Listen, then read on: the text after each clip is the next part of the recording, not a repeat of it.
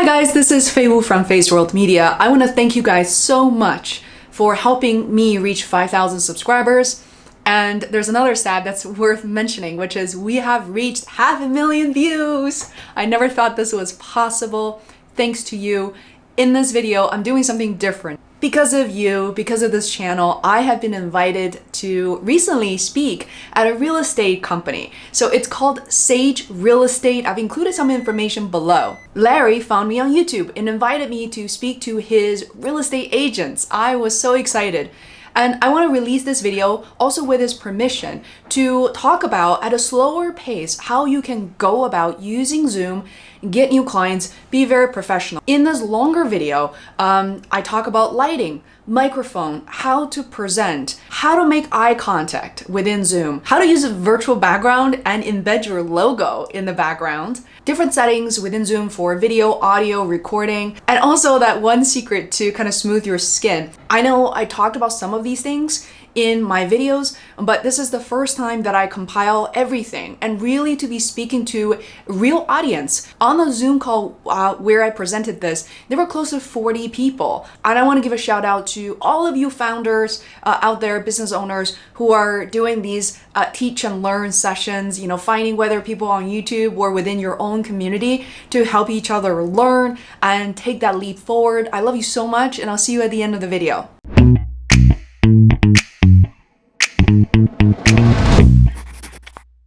For you to set up at home. Welcome, Faye. It should be transferred over to you now. First of all, everybody's always curious, what is the system that I'm using? I mean, this is not like a Uber setup. I'm also a podcaster, which I didn't mention. I've been a podcaster since 2014. So I purchased this microphone, which nobody really needs to purchase for your purpose. You want to, whatever you have on your laptop, most likely is sufficient. The trouble with laptop sound system is that once you step away, like far enough, and then it gets, not as crispy clear. And then the camera I'm using right now, I'm looking into, this is just my Logitech HD 1080p camera, which was selling a lot until the pandemic, and it was just completely sold out. So I don't know what your setup may be. This is mine. The camera probably costs around $100 or so, but makes a really big difference. The reason is I mentioned 1080p. So that's what you're looking at right now, whether you're home or you're in the office. When you use a Mac or a PC laptop, most likely that is a 720p camera. I know that's hard to believe since, MacBook has been, Apple's been in business for so long. You think their camera will be great, just like their phones, but it's not. So speaking of improving your video quality, if you're not satisfied with the laptop you have, your alternative is your phone, and this one naturally has a way better camera by default.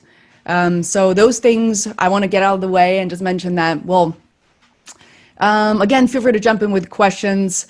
One other thing I noticed, I'm also adding to the video that Larry has found me on, and the thing 12 tips I talked about for hosts, is that Zoom has been releasing updates on a regular basis. I'm talking about once a week or twice a week. So that theoretically shouldn't interrupt your meeting, shouldn't really create any technical difficulties. However, if you're an agent and you haven't updated your Zoom for like a month or so, I highly urge you do that, especially before a big meeting, right? If you're presenting something, if there's more than one guest on the other side, you just want to make sure you update your Zoom system.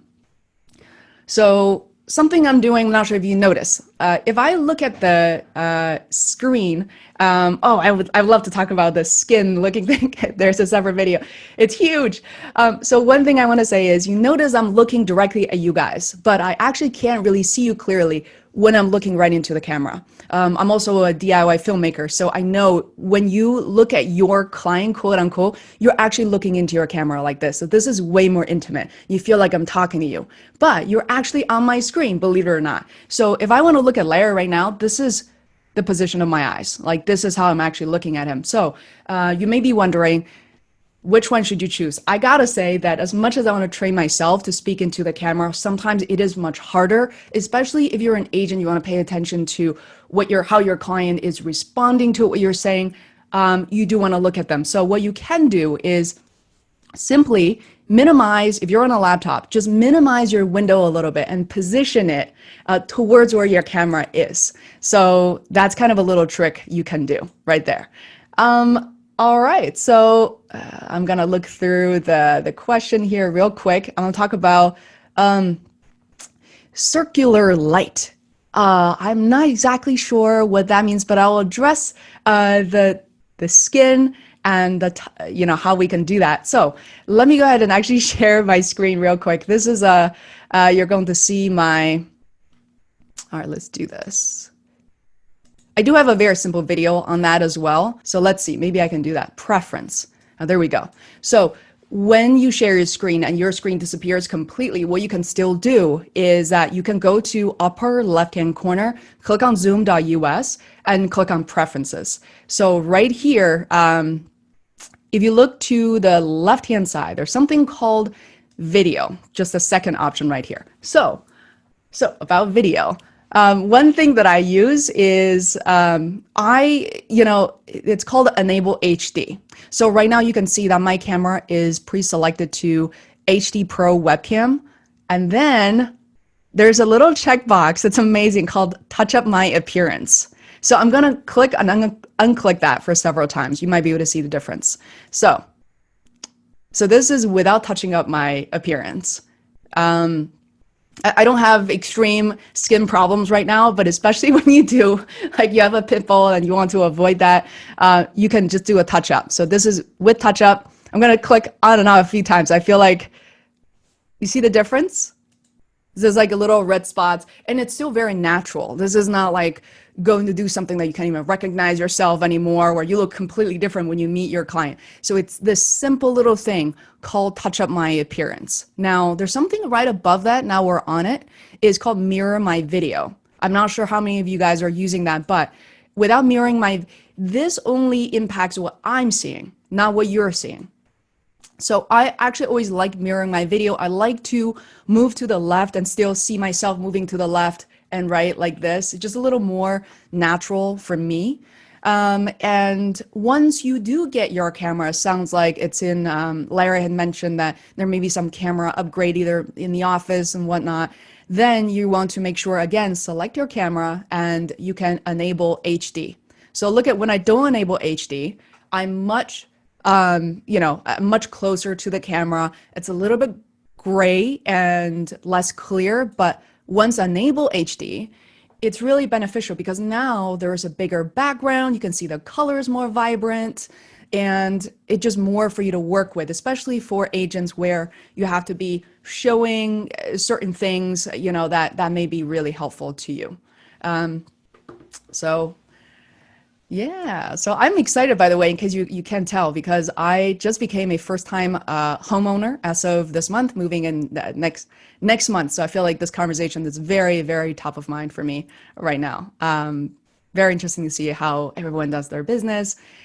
So let's see, what else can we do here? Now, this question comes up a lot as well, which is the use of virtual background. I would say that, when it comes to a lot of people working sometimes in their basement, when you don't have a big space, when you have kids and family, you need to kind of, they maybe hang out somewhere, you might have to go somewhere else where the background isn't ideal for your meeting. If that's the case, you can definitely consider using virtual background. So there are a lot of options, and not just the one that, you're given here by default, right? You could also upload your own image. In fact, Larry didn't ask me this, but I would say that if you want to drop like a logo on your background to represent the agency that you're with, a real estate company you're with, and then that could be very helpful. So I don't have a ton of example, but I'll use this one as an example. Right, so this is one of my clients, and you can put them in the background. You can drop an image. This is one of the shows I went to see, and then even something like this, right? You could drop the logo, especially if you don't have a lot of background. You can repeat the logo in the pattern. You can design these things very easily in Canva, and really add some style to what you're doing. Now, we can get a little bit sassier as well, which is, sometimes with the groups, I also run masterminds, and to drop questions on the background. If you're facilitating something, if you want to really pretend that you're a presenter, like we're not even in the pandemic, you can walk people through different questions together, get them into a flow. There's just so much that you can do with a virtual background. So I think that is what I would say that are most relevant for this. Real quick on the recording end. I'm not sure if you ever be in the situation, but under recording here, I noticed this meeting is recorded, which is great. Hopefully you guys will find some hidden gems afterward. As a podcaster, as somebody who's, producing video and audio content, under recording here, there is something that is really important that is called record a separate audio file for each participant. Now, if there are two of you, may not be as bad, but when there are more than two people, sometimes some people is in, at the construction site where the dog's barking in the background, then what you end up having is a recorded file that you can't even use or repurpose. So what you can do here is you can record a separate audio file, and therefore once you're done recording, whoever is speaking, in this case myself included, I have a separate audio file that's different than Larry's. And I probably can guarantee it's higher quality because Larry was standing farther away from the projector and I'm using a professional microphone. So you can actually hear me very differently than you would hear other participants from the meeting. I think these are the key things. I'm happy to come back to this if need be as well. All right, so let's talk about any other questions?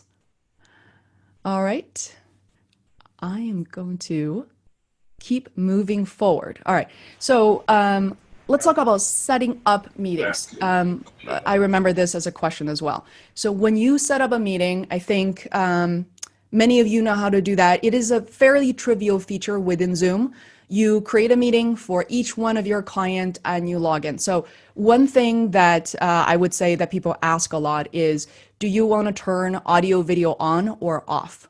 My recommendation, based on what I'm hearing, is that most of you are probably having video turned on. And right now, I don't see many videos turned on, but assume if you're talking to your client, that's something that you would be doing. And I do recommend that because you do build a more personal relationship.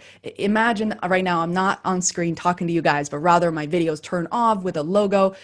You actually perceive the information very differently because you don't really know me. The trust is very different. So given it is the pandemic, many people are using Zoom from age 3 and up. I would say it's fairly useful and safe to have the video turned on. People do expect that. Plus, when they join the meeting, they do have the option to, well, yeah, thank you. I just saw one more video turn on, and it is, well, nice. I love that. And they have the option, so people won't be panicking. If you're running sort of a webinar or a larger meeting with high stakeholders, you're unsure, yeah, you can turn the video off because you can still turn that back on for your clients when needed. Let's see, I have a little checklist here. I'm going to go down in what's the best light to use. So right now, I don't have any professional light next to me. I simply have a room light. Now, that's a really good question. The one light I noticed that just isn't very good is something directly above your head, because that is going to create shadow. Like literally, it'll make pretty much anyone look terrible if it's right above you. Now, what I can see is Eleonora, for example, she's probably facing the window. That is a great natural light source. Will make a lot of people look really great. You can open the curtain a little bit. You can remove, a stack of books and just make sure you're not blocking the light. That is your best option. However, like all of us, I'm in Boston. I remember just the daylight here is very unreliable. I mean, we're in the summertime, but what if there's winter? What you can do is just turn on your room light. The room light I have, I'm happy to include a link after this meeting as well. I really like it because it projects, I think it's called a Bright Tech is the name of the company. And it actually projects the light to the ceiling. And so very naturally, and it will come down as opposed to facing me directly. But you will also notice, since I do a lot of YouTube content, and where I'm pointing right now, that's a studio light. And that is not by any means something ABC or CBS would use. That is something you would use when you create video content at home. So when you buy this light, it's called a Neewer, Neewer, and that's about $120. If you guys are going to create content to talk about being a real estate agent, talking about your knowledge, I would recommend that as opposed to only relying on a room light, especially at night. It just, sometimes just not efficient. It won't be enough to light your face up. So you could use professional light. Now, when you get a little bit fancy with these lights, you may be wondering, I pay for this, I get 2 of them. Where should they live? So there's something very famous called a 3-point light, which means you'll have one to the, I'm trying to see where my hand is so that you can see. So right there, pretend that this is 45 degrees from where I am. One on the left, one on the right. And I would say roughly about 5 feet from you. And the good news with these lights is you can adjust. White light, yellow light, you can adjust. You will be very apparent to you when it's like blasting in your face, in your eyes, versus something that looks natural. And how do you know if it looks natural? Is you can look at yourself on your Zoom screen. And also, if you don't have a laptop, again, look at your phone. That will give you a visual indicator in terms of it's too strong or it's too weak. Play with light actually really makes a huge difference. I definitely have been in meetings where my clients look completely dark. Like I could, it's like silhouette, I can't even see them. And sometimes it's very distracting. So make sure they can see you. And remember, anything that any imperfections that you find on your face, that's only important to you. Nobody else sees that at all. So lights. Okay, so lighting. Next is, even though people are getting pretty pro at using Zoom, every once in a while, you run into people who have never used Zoom or still very nervous about it. So you can get into a meeting. The moment you notice their camera is shaky, they get a little nervous, just give everybody a quick rundown for a couple of minutes. Hey, did you know in the lower left-hand corner, you have mute button, you have start and stop video? Hey, did you know in the, right below there's a black bar and there's a chat icon. This is how you use it. And, make sure that whatever you don't want other people to hear, you don't want to drop it in, in the chat. Just always assume everybody gets the message, even though you have the option to select whether it's everyone or the panelists or the participants. When I describe these buttons and locations as a YouTuber creating tutorials, I say your over communication is your friend. Assume and pretend that you're explaining these things to your mom, to your dad, right? Just be very thoughtful, describe the location, and trying to help them through.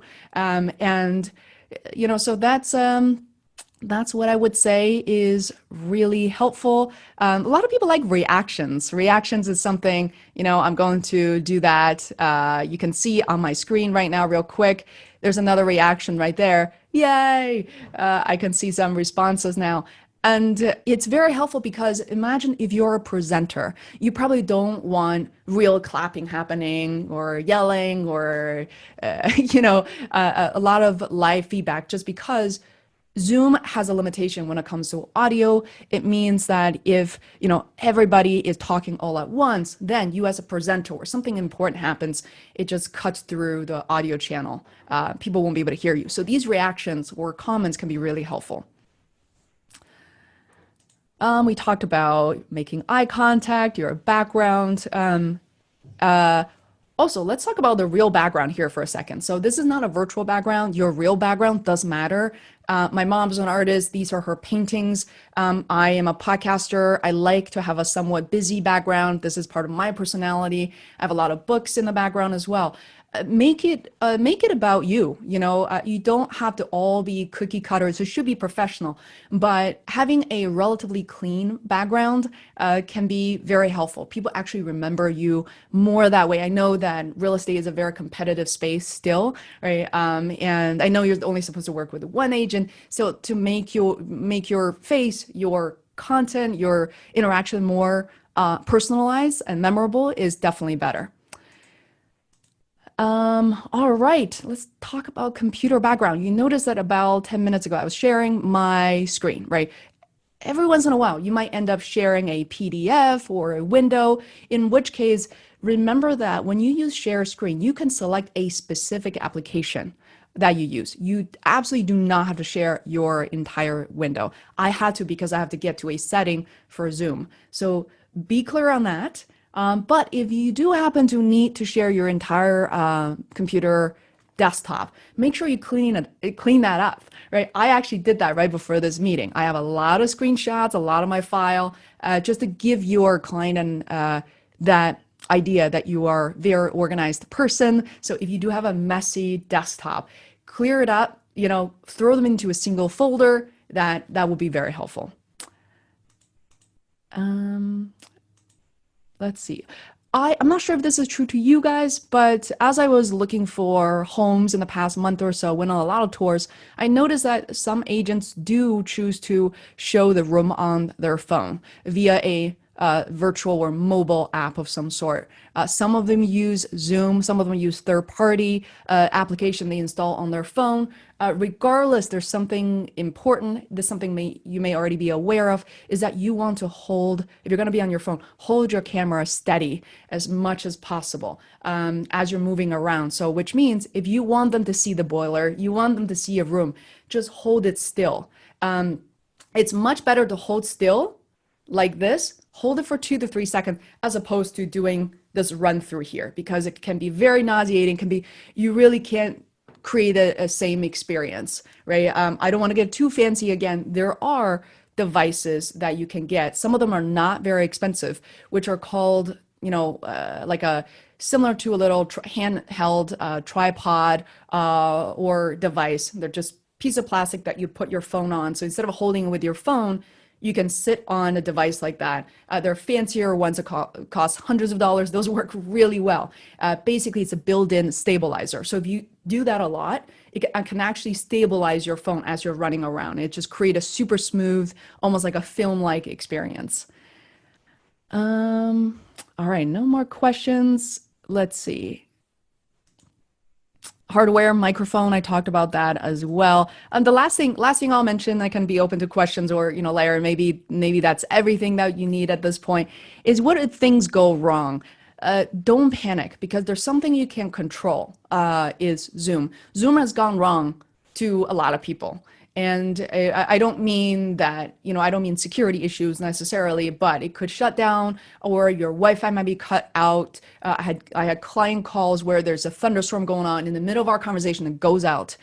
So these things have happened. I think the best thing you could do is just be human, be authentic, right? You can't control the environment. You can set up a follow-up call, but definitely I see people really panicking right now. They start apologizing for things they can control, and it kind of like destroys the rest of the meeting. You're, stumbling on your words, but definitely take a deep breath. Know that Zoom is it's a third party, right? Just do your best. So I think that covers a lot of it. But, Larry, if you have questions, anybody, I will be all ears. Okay. Is there anybody? Throw it into the chat line. As you were going through, there's a number of various settings that you were recommending that people try. What I think that maybe would be a good thing to do for the agents here is to pick up a Zoom buddy, and you two try one another. You call a friend within the office and do a fake presentation and play with some of this lighting that you've heard. Either think about investing or not in lighting in the different areas that you have flexibility in sharing the screen. Like, I didn't know that you could share. Yeah, one thing you could help a little bit, Faye, when you wanted to share just a specific app or a specific document, what steps are different in doing that versus sharing all of your computer? If you could go there. But again, to the agents, I would say, try this. Practice makes perfect. So Zoom with somebody do a fake presentation and try these different settings and see how that works. Any comment for me there, Faye? Yeah, and when it comes to share a screen, definitely a lot of people very quickly share. They might not notice other options. But since I'm unable to do this, but I do have a video on how to do this, is once you click the green share button, you'll be presented with desktop, that's your entire thing, whiteboard, iPhone, iPad. And then below that, you will see all the applications you have open, whether it's your Spotify, your notes, your Word doc, your PDF, all of them are presented there. So instead of sharing desktop, one, that you want to select a specific application that you hope to share. And yeah, of course, it gets a little bit tricky if you are someone who's, the only time I wouldn't do that is I know I'm switching between applications and PDFs and all that. If I know I'm sharing 10 things with my clients, then I'll just go ahead and share my desktop. Because if you choose a specific application and you have to change that, then you do have to exit out and then choose a different app to share. Yeah, that's it. And on that topic, I realized there's something I didn't notice at the beginning, and that's what really triggered one of my videos that had like over 100,000 views, just one video. It turns out there is an the advanced section as you click share, right? And I'm not sure if this is entirely relevant to you, but if it is, just know that there's advanced available where you can share a portion of your screen, where you can share directly music or computer sound. I know that part is, I've seen a lot of real estate agents using really great videos shot on GoPro and then kind of build that mood with music, and it's really incredible. And even before you get to the advanced setting, in the lower left-hand corner, you have the option to share computer sound and optimize screen share for a video clip. Now, I think both, with both checked, share computer sound and optimize screen for video clip may be interesting for all of you, because when you share a video of a home that's professionally shot, hey, let's watch this video together. What do you think of this home? That could be very useful. And that will play much, much better. Without those set up, you might see the audio will come in kind of a little bit choppy, right? And then the video is a little bit choppy as well. But with those two turned on, you'll be good to go. Right. Yeah, and just I want to throw in a couple of things that I always do when I run the Zooms. I always shut down my computer and restart it before each office meeting, just to make sure that my computer hasn't been on for a week or two and some other application crashes that causes the computer to go down. So I really like doing a hard restart of my computer. Also, where possible, hardwire into your internet so you're not relying on the Wi-Fi. So I also like to hardwire if possible, and then close everything that you don't need on your computer. So when you go to share things, you don't have 50 different options, and then you take a bunch of time trying to find that one option that you want to share. And then also to make sure any things that ding, like your email or text messages, are turned off, so that if you do get a text message midway through, you don't hear that dinging happening. And same with the email. So just a couple of things that I always do. Great. Yeah. I love you guys so much. If you haven't subscribed, please do. There's so many videos I want to talk to you guys about starting a business online, going live stream and broadcast your services and your opinions, your interviews. There's so many ways to grow online, and definitely do not limit yourself. I can't wait to see you in another video very soon. Mwah.